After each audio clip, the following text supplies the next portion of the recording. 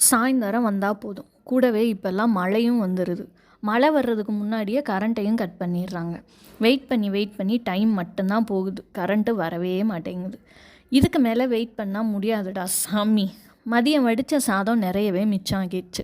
அதை வச்சு முட்டை சாதம் தான் பண்ணிட்டேன். கடாயில் ஆயில் விட்டு 4 முட்டையை உடச்சி ஊற்றிட்டு அதில் கொஞ்சம் உப்பு தூவிட்டு நல்லா உதிரியாக வர்ற மாதிரி கிளறி தனியாக எடுத்து வச்சிட்டேன். அதே கடாயில் இன்னும் கொஞ்சம் ஆயில் விட்டு பொடியாக நறுக்கின 4 பல் பூண்டு சேர்த்து வதக்கியிருக்கேன். நீல வாக்கில் நறுக்கின வெங்காயம், கேரட், முட்டைக்கோஸ், பீன்ஸ், லாஸ்ட்டாக உப்பு சேர்த்துருக்கேன். வெறும் முட்டை மட்டும் சேர்க்காம கூடவே காய்கறி சேர்க்கும் போது சாப்பிட்றதுக்கு நல்லாயிருக்கும். காய்கறி ரொம்ப வதங்க தேவையில்லை, பாதி வெந்தாலே போதும். அதில் கொஞ்சமாக மஞ்சத்தூள், மிளகாத்தூள், 2 ஸ்பூன் சோயா சாஸ் சேர்த்து நல்லா கிளறி விட்டுருங்க. அதுக்கப்புறம் சாதம், முட்டை, மிளகுத்தூள் சேர்த்து எல்லா பக்கமும் கலந்து விட்டால் முட்டை சாதம் ரெடி. மழை பெய்யும் போது நல்லா காரசாரமாக இந்த மாதிரி செஞ்சு சாப்பிட்டா நல்லா தான் இருக்கும். சமைச்சு முடிக்கிற வரைக்கும் கரண்ட்டு வரவே இல்லையே.